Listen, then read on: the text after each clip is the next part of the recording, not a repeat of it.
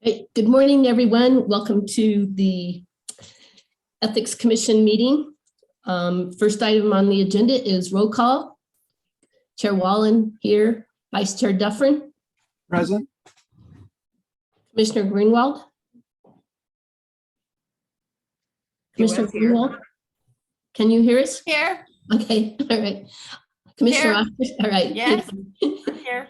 Commissioner Oscarson. Commissioner Oscarson. Here. Okay. Commissioner Lowry. Here. Okay. Excused is Commissioner Yin and Commissioner Towler. Commissioner Sheets is unexcused. Right. Next roll call is for staff. Executive Director Armstrong. I'm here. Commission Counsel Chase. I'm here. Associate Counsel Bassett. I'm here. Senior Researcher Hayden. I'm here. Executive Assistant Pedroza. I'm here. Okay. And that's it for staff, right? All right. Madam Chair, Yes. may I change my my acknowledgement to I'm here instead of just here, because staff seems to have that dialed in so well. Of course. It's accepted. Next item is Pledge of Allegiance. Right? Where's our flag? I pledge allegiance to the flag of the United States of America and to the republic for which it stands, And one one nation, nation under under God, God, indivisible, with with liberty liberty and and justice justice for for all. all. Next item of business is public comment. Executive Director Armstrong, have you received any public comment? We have not received any written public comment. All right. Are there any members of the public on Zoom that would like to provide public comment? No? Okay. Right. All right. Next item of business, approval of the February 16th commission minutes. Commissioner Lowry was excused from the meeting, so all others present can participate on this item. Are there any additions or corrections to the minutes? Right. Seeing I have no none. additions. Madam Okay. Chair, I'd like to make a motion to approve. Thank you. Is there a second? I'll second that, Madam Chair. All right. All in favor, say aye. Aye. Aye. Aye. Opposed? Motion carries. Next item is item 4, Executive Director's Agency Status Report. I'd like to call the item and ask the Executive Director for his presentation. Good morning. This is Executive Director Armstrong. My report is included in the attachments to the meeting. The first item is education and outreach. We continue to see some growth in our social media presentation, and we continue to have regular postings, which has helped with education and outreach.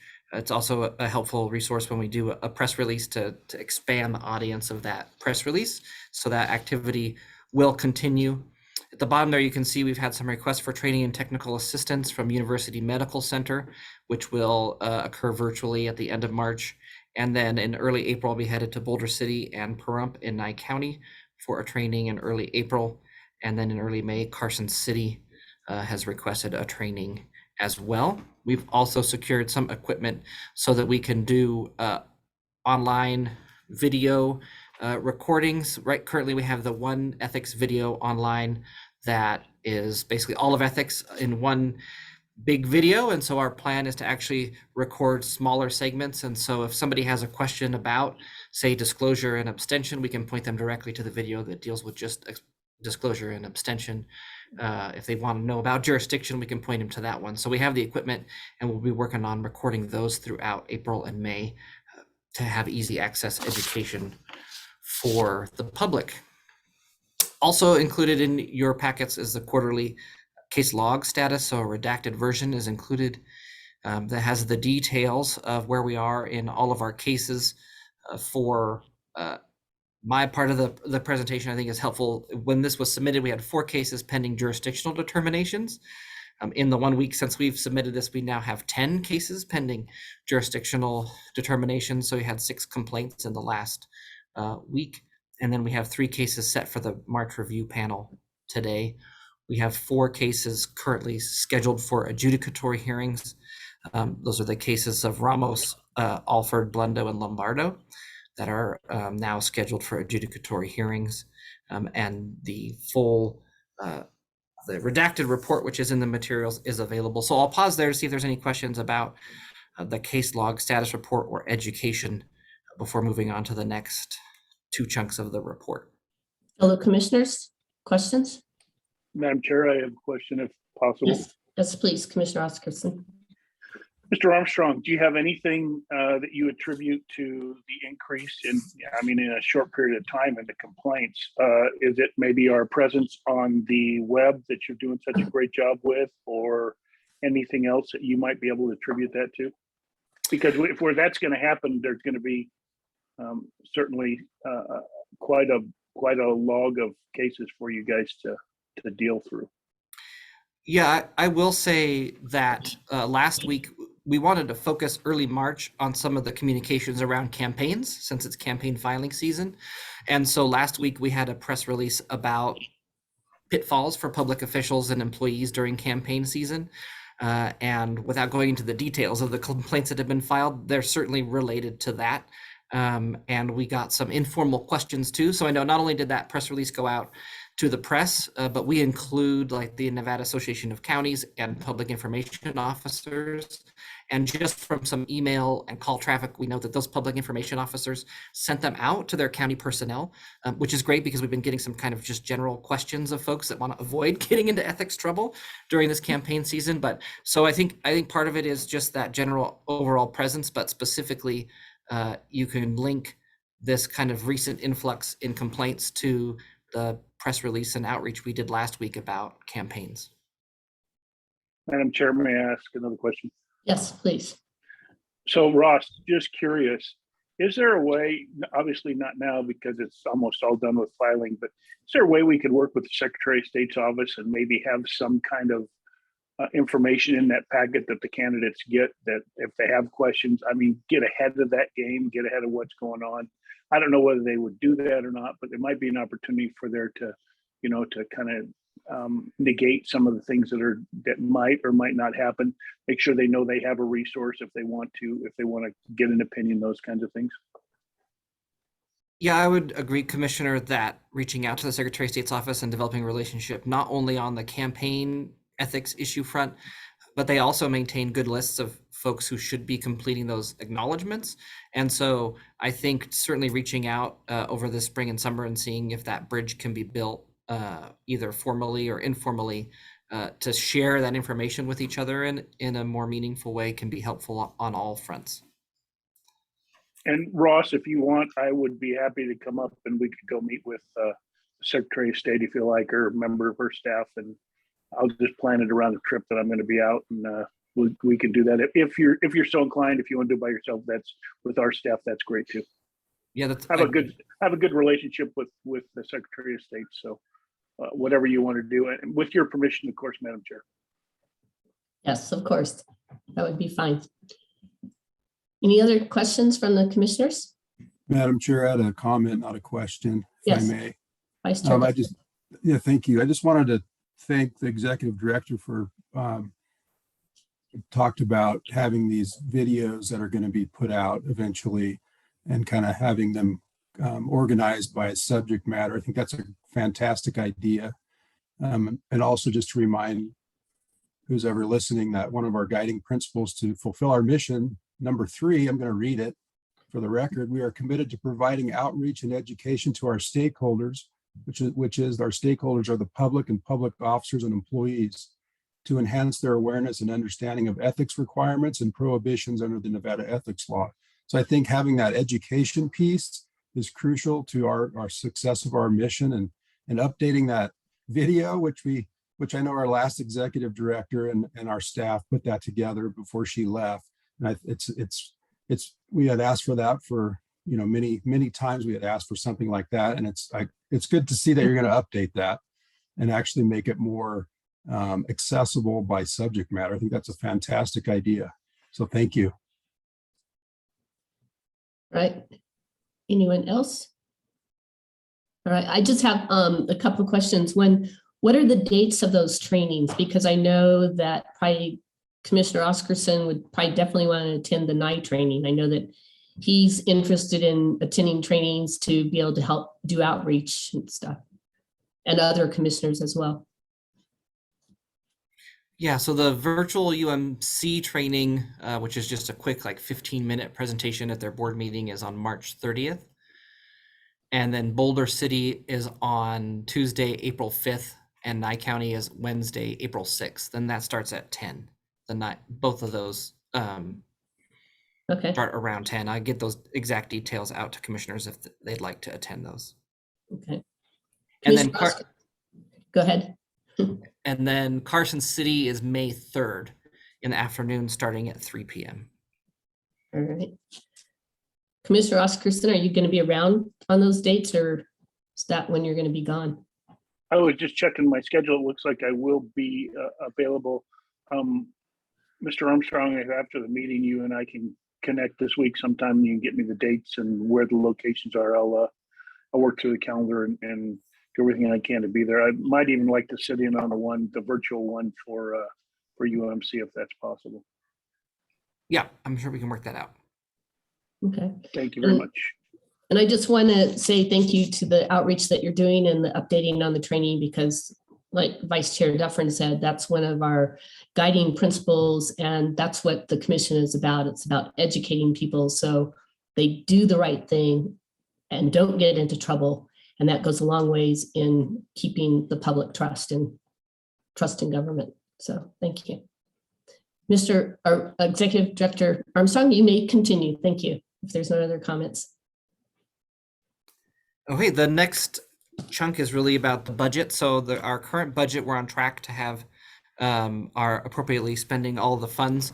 There was an issue with the Administrative Services Division and how they assessed counties this last go around. And so we've been working with the Governor's Finance Office, Legislative Council Bureau on them to correct that and get correct billing out to the counties. Part of that stemmed from our county assessment bill language, and the NRS is open to different interpretations. And so ASD decided to go a different route in that interpretation last time without checking with all the partners. And so we have asked for we will have a budgetary BDR request to kind of clarify that language. The gap is what to do about cities that aren't big enough to pay their own assessment. But if they're an incorporated city, then what do you do with that population? Do you count it as part of the county or not?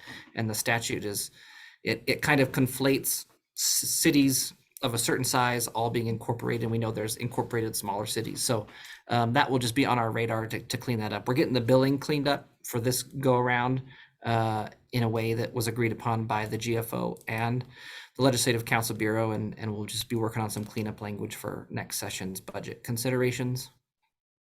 We also had the budget kickoff meeting last week and just some highlights, essentially nothing spectacular or changing from previous ways of budget building. So there will be a flat budgeting, which is a 2x cap of the current fiscal year, and developing what our overall budget looks like for the biennium.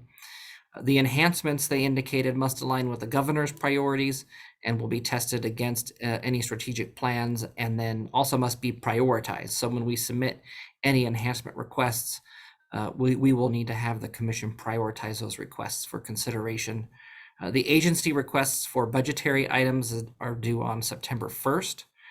Non-budget BDR, so the BDR that the legislative subcommission committee will be working on, is due into the system that they use called the NEB system by May 20th, knowing that throughout the summer there's like negotiations and refining of the language and everything. So that'll be something for our legislative subcommittee to keep in mind. I think if we have the kickoff meeting on April 20th and have a robust discussion at that one, and then perhaps one more legislative subcommittee meeting before the May full commission meeting, that should be sufficient to have us have enough information to submit the information on May 20th. So we'll work on that scheduling.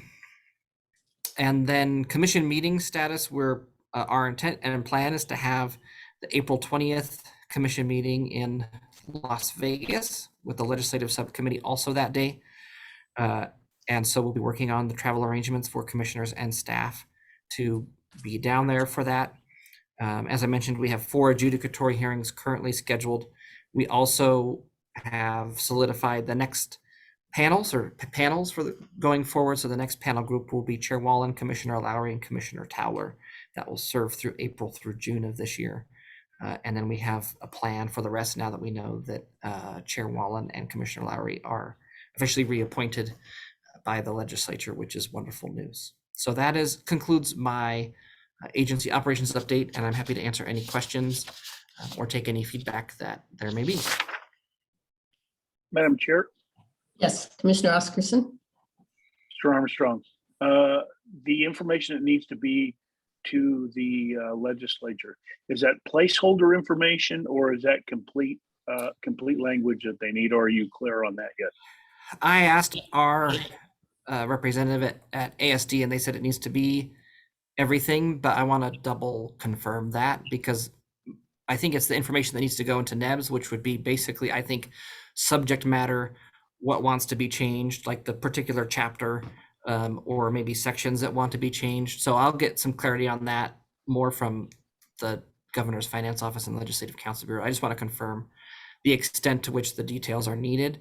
The budget kickoff said that kind of the finalization of language and everything deadline for them was July 8th. So that tells me that there should be some wiggle room between that May date and that July date. Thank you. It just seems like the date seems pretty early. Commission Counsel Chase, do you remember last session? It seemed like we didn't finalize our BDR that we sent over to get written up till like June or so, I thought. I think it was a little bit later, Chair Wallen, but I do recall that we were rushing to have it in your meeting and approved, and we sent it right after a meeting. So it might have been May. But I do recall it was a little early. Of course, everything has to be through LCB and all of their processes by September. So makes sense. That's true. That's true. And, and if we need to have more than one meeting before our May meeting, we can do that with, or after our April 20th, if we need more than one, we can have multiple and just do them virtually for the BDR subcommittee. Yeah, that would be fine. And we do have a good start already because we're using our prior bill as, the platform on what to go forward. So I do anticipate we can get through the work in a timely manner. So. Okay. All right. Good. Any other comments, questions? No? Okay. All right. At this time, I would like to ask for a motion to approve the Executive Director's Agency Status Report as presented. Their motion? I'll make that motion. Barbara Grunwald, I so move. Okay, she froze. All right. So Commissioner Greenwald made the motion, and I guess we'll make Vice Chair Dufferin the second on it. It was kind of a tie between Commissioner Lowry and him. So, all right. All those in favor say aye. Aye. Aye. Opposed? All right. Motion carries. Next item is our presentation by item 5, our presentation by the Executive Director on the Commission's jurisdiction over public officers and public employees under Nevada Ethics in Government Law. And this is just informational only. And this, like I said, came as a result of a lot of people not knowing what we wanted to do. I don't see any press on here, but we'll have a recording of it that we can share with them. Okay. So Executive Director Armstrong, go ahead and proceed. Great. Let me share the screen there. Hopefully everybody can see that. And we will begin. So I know we wanted to have a presentation about essentially what is and what isn't the role of the Ethics Commission and what our jurisdictional boundaries are for the public and for press, and as a good reminder for everybody that is on the team. And so the first thing to remember is that as an agency, the basis for our existence and role is found in the Nevada Revised Statutes. And for us, that's Chapter 281A. And then we have adopted some administrative regulations through Chapter 281A of the Administrative Code, which helps kind of refine how the commission goes about its business. So if we have a power to act as an agency, it has to be found in that Chapter 281A, or it is outside the bounds of our jurisdiction. The commission has been established really with three main purposes: education and outreach about Nevada's ethics law, to provide advisory opinions to public officers and employees about Nevada ethics law so that they can avoid violating it, and then to receive and process complaints alleging violations of Nevada's ethics law. Again, these are all established in the NRS and guide the work that we do. We've obviously adopted a mission and guiding principles to further help us prioritize what activities we should be doing as an agency. Before diving into what we can and cannot do, it is helpful. So there's some specialized ethics terms that are helpful for everyone to understand. The first one is public officer, and it's defined in statute as a position in the Nevada Constitution, the Nevada law, or local government charter or ordinance, or it's listed in NRS 281A 182. That specific citation lists a number of positions that are public officers only for the purposes of the ethics law and may not be public officers considered in other parts of the NRS. The other one that is important to understand is the definition of commitment in a private capacity. At the core of ethics law is that somebody is getting a benefit, unwarranted benefit really, by using their public position to benefit either themselves or, this term, someone who they have a commitment to in a private capacity. And so by law, you can see the list there that includes a spouse or domestic partner, a member of the household, certain relatives, business relationships, and then of course substantially similar, which is one where there's some interpretation and it's a kind of a catch-all that says, hey, if you have a relationship that's close to one of these things, but may not technically be one of these things, you still have a private commitment in a private capacity. And then pecuniary interest is really talking about and helps define that it's got to be a matter that relates to money or otherwise related to money. So there are certain provisions that talk about either pecuniary or personal interests that are being benefited. And there's some restrictions that focus just on that pecuniary interest. So let's talk about what is in the Nevada ethics law and what is not. And I think this will be one of the more helpful parts of this presentation, is to really kind of clarify and provide some samples of what is and what is not covered in that NRS chapter 281A. So let's start with who's covered. We already talked about one of the terms, which is, public officers are covered by the Nevada ethics law. Public employees, which essentially is defined as anybody who's working for a public officer in that capacity. And then in some cases, primarily related to cooling off provisions, former public officers and employees are covered in the jurisdiction of the Ethics Commission. So this is our universe. As the Ethics Commission, this is who we have the ability to offer advisory opinions and who we have the ability to receive complaints on and determine if there's been a violation of the ethics law. Who's not included in the ethics law? Private individuals. So sometimes we receive complaints about private individuals and concerns about them being ethical. Private businesses or companies. So we've received a couple months ago, I think we received an email question about somebody who thought an employer was not acting ethically. It was a private employer, so that fell outside the scope of our jurisdiction. We have no statutory authority to move forward on a case like that. And then public agency. So sometimes you'll see in media reports or opinion pieces, or sometimes in emails, that an entire agency is acting unethical. We don't have the ability to proceed with a case against an entire entity. It's the individual public officers who make up that entity that would be potentially within the scope of our jurisdiction.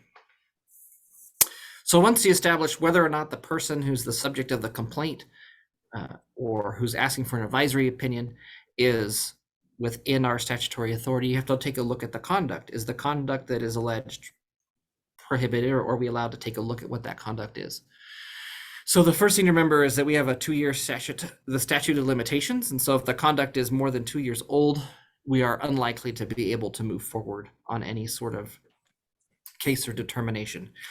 There are, much like in criminal and other civil law, there are some provisions if the conduct was concealed or otherwise not reasonably known, and that so we can sometimes go beyond that 2 years, but in general, our statute of limitation is 2 years, and so if the conduct is older than that, it's outside our statutory authority to act. And then it has to be conduct that is expressly prohibited by the statute. So when people talk about ethics, there's lots of definitions. People have lots of different things they think about in their mind when they hear about ethics. For us, unless it's a violation of a specific code of ethical standard in our statute, we do not have the authority to proceed or move forward. So what is not within our scope, like I said, conduct that's older than 2 years. Specifically in our statute, it rules out allegations of harassment or other activity that can be that are more properly before the Equal Employment Opportunity Commission, the EEOC, or the Nevada Equal Rights Commission, also known as NERC, or other employment-related grievances. So that's something that we see from time to time is public employees concerned about something happening that's really a personnel matter and not an ethics matter. Of course, if there's some sort of benefit going on, sometimes there can be an ethics issue in there, but if it's just a personnel matter, that's outside of our scope. Public agencies, including the state, have extensive grievance or other procedures for employees to make complaints about their employment conditions and different ways for those to be handled that are not the Ethics Commission. And then another one is local or agency ethics rules that aren't found in the chapter. So a lot of local governments, county governments have ethics rules that may be similar to our ethics rules. And there may have some that are very different from our ethics rules. Again, kind of what is the definition of ethics is pretty broad. Generally, for us, it's very specific in 281A. And so we can take a look at that. It can help inform, but unless a local or other agency ethics rule aligns with our statutory ethics rule, we're not going to have jurisdiction in that matter. So some examples that I think kind of highlight what would be and what wouldn't be an ethics issue are on this next page. I will say that in my time here, every complaint that comes in is a different story, and a lot of times it's stuff we haven't thought about, and so we certainly take a look at each set of facts and try to make that determination of if we're dealing with an ethics issue or not.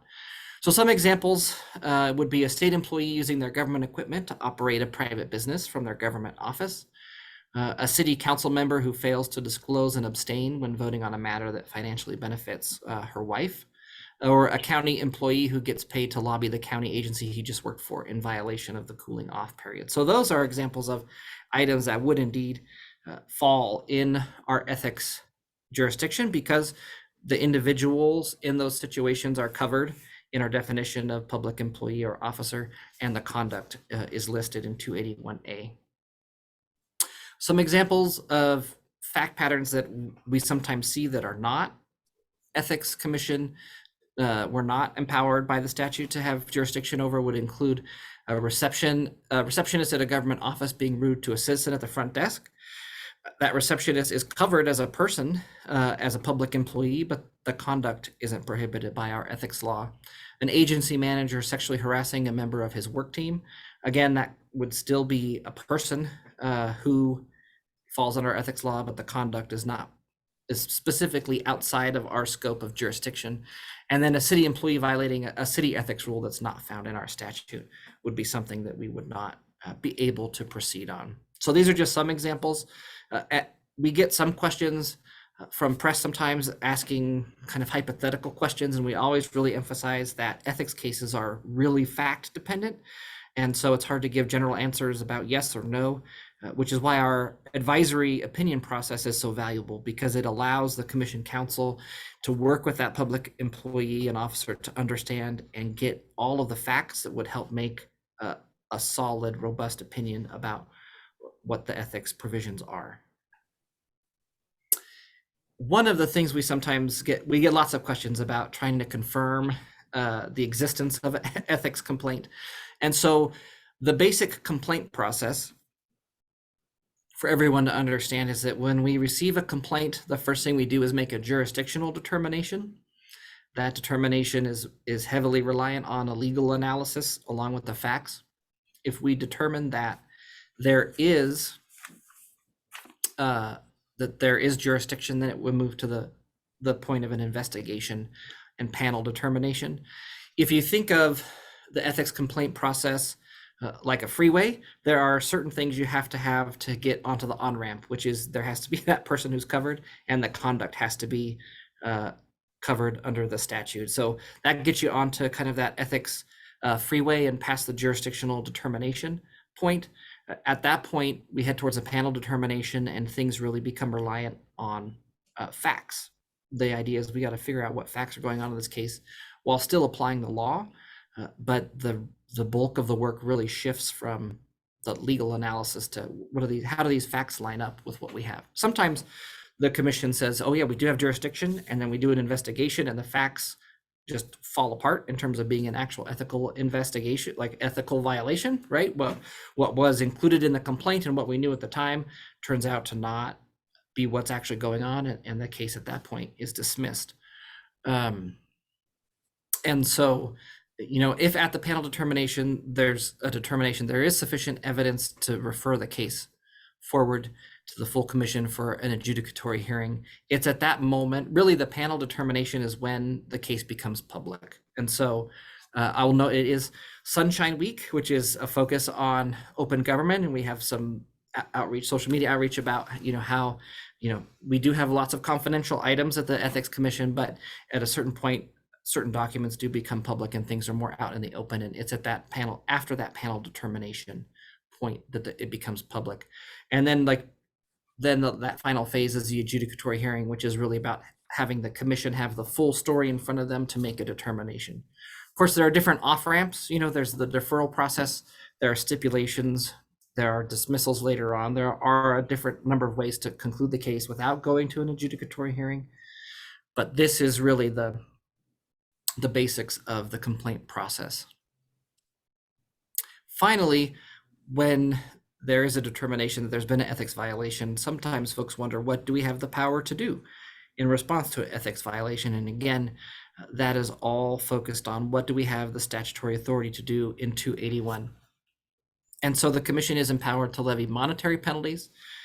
In stipulation agreements, we can get somewhat creative with what those remedies might be. So a lot of times it requires education or training. It may require practice changes. We can mandate public apologies. So those are all things that can happen through a stipulated agreement. I think the recent case out of the city councilwoman out of Reno, where we were able to, through that stipulated agreement, make a more robust local ethics policy and rule about the use of city employees, is an example of how, creative remedies within that stipulation helped to improve things long term. The commission is also empowered to issue letters of instruction or caution. If we have essentially a repeat offender over and over and over again, there's a standard where we would go to petition to remove the public officer or employee in district court. The commission can also issue public admonishments or reprimands, and in cases where there's not only ethics violations, but there may be criminal or other violations, the commission shall at that point refer the facts over to the appropriate authority. What can't the commission do? We can't file an injunction to stop or prevent a public officer from taking a specific action. So if somebody thinks a public officer is about to violate the ethics law, we don't have any statutory authority to go in and stop them from doing that. We can just respond if that officer ends up actually violating the ethics law. And we can't issue any criminal sanctions like sentencing a person to jail or prison. I used to joke with my team about open meeting law, like, oh, we're going to go to open meeting law jail. Well, there's no open meeting law jail. There's also not an ethics jail for violations of the ethics law. And so those are the basics of what we can and cannot do as a commission. Again, that really that first analysis focuses on, is this a person covered by the law, and is this conduct covered by the law? And then we go through that complaint process to confirm those facts and then take whatever action we deem appropriate in that case. So that concludes that presentation. I'm of course happy to answer any questions or provide any clarification if there are, our commission members who want me to re-emphasize a point. I'm happy to do that. Fellow commissioners, any questions, comments, observations? Madam Chair, I had a comment. Yes, Vice Chair Dufferin.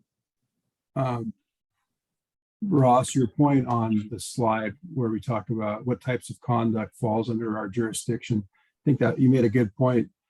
Sometimes we get complaints where we just don't really, we've never seen these types of complaints before, and they're kind of new, and we have to analyze them. And I think that actually happens more times than it doesn't.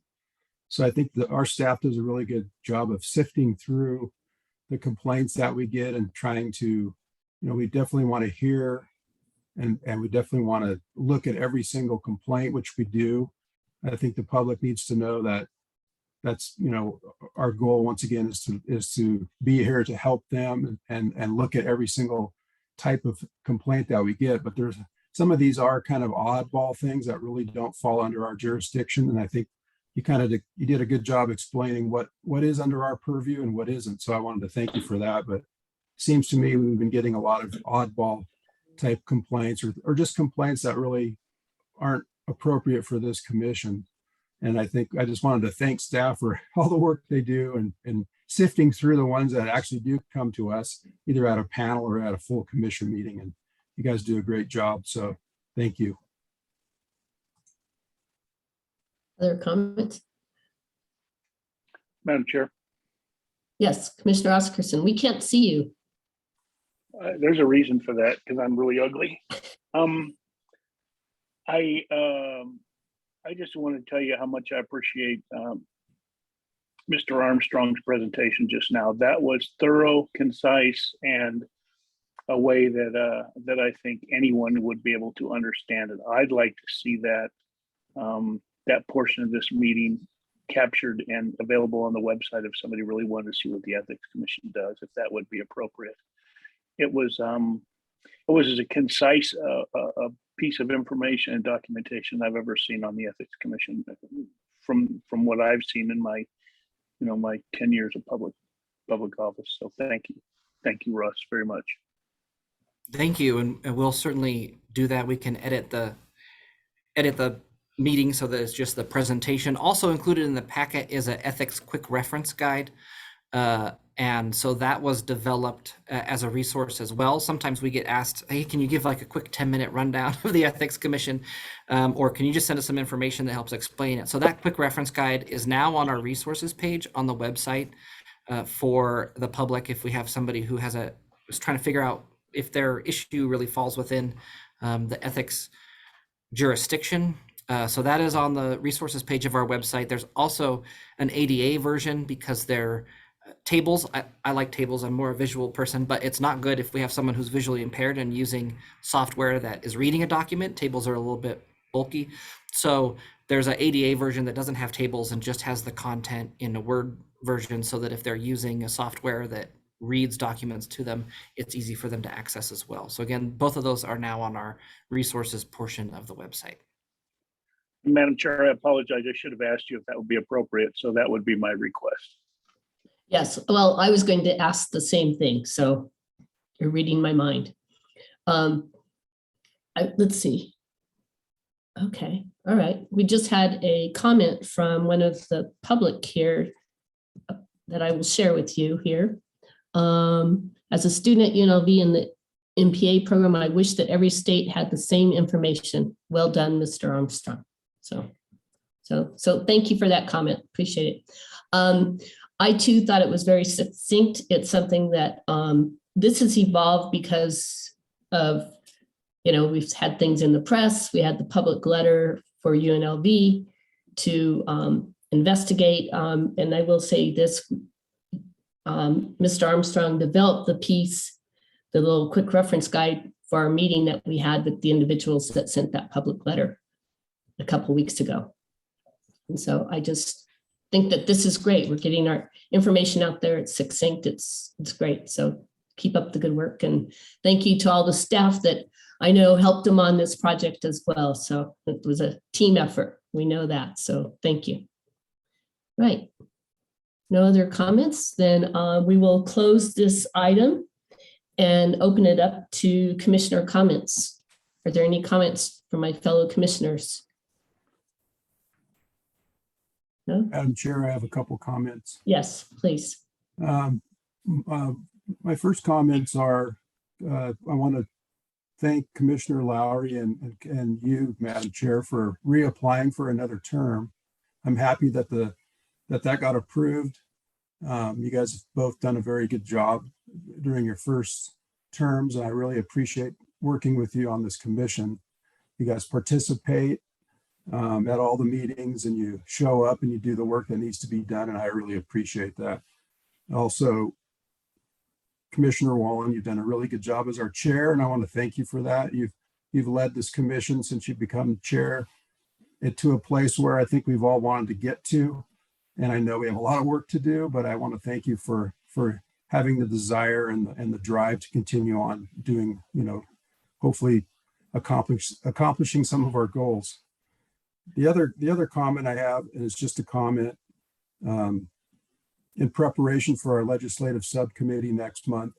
I'm hoping we can have staff prepare maybe a cheat sheet that can be given to the subcommittee, just kind of going through some of the things that we had addressed at during the last legislative session, so that we can kind of use that as a starting point for discussion. Because I've got many little cheat sheets and they're all kind of difficult for me to interpret at this point. So I'm hoping that, and once again, this is just a comment, that we can have that presented to us either before the meeting or during our public meeting.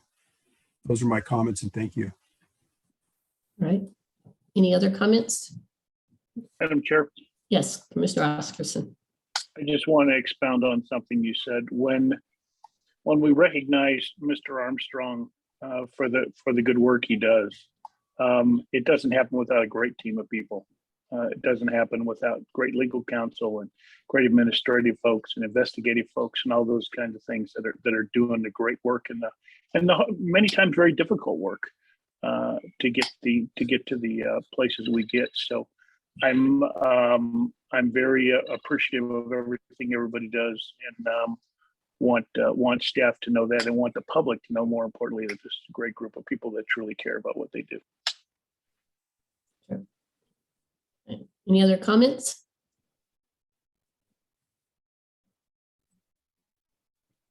I'm trying to see if Commissioner Grunwald has something to say, but she froze.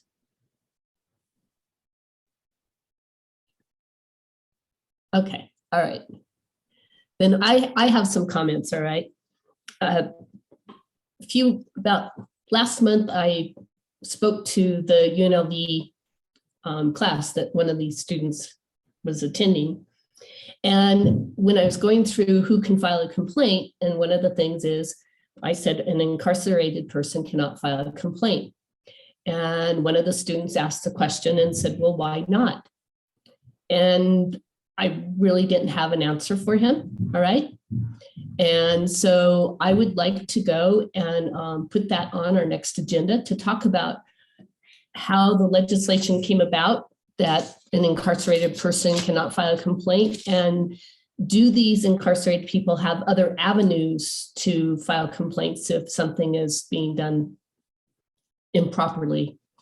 I would like to see that happen, have the discussion, and that might be something, since we're having our legislative subcommittee meeting right after that, then, if we said, well, this is something we should pursue, we can, or whatever. But I think that we should have the history on it. I know that I don't know, I think it was back in the Senator Raggio timeframe or something like that this happened to be put into the ethics law. So I would like to have that on there. It was a great discussion. The class was very, very engaged, and I really enjoyed talking to them because they asked a lot of hard questions, a lot of good questions, and it was very thought-provoking. So I like to put that on there. And on another note, I just want you to know that when we met with the individuals who sent that public letter out regarding the INSHE investigation, when we met with them, we were talking to them, we said, well, we'd like your help on legislation. And are there things in our ethics law that you would like to see us have or do? And so they said that they would be glad to participate, and we have invited them to the legislative subcommittee meeting in April. So I think that will be good too, to get some input and get some help. And it was former Senator Warren Hardy, right? Yeah, that was there. And he said, yeah, I'll go talk to people for you guys. So that helps. So anyway, so those are my comments. And in April, we will be meeting in face-to-face. It will be great to be with all the commissioners in person.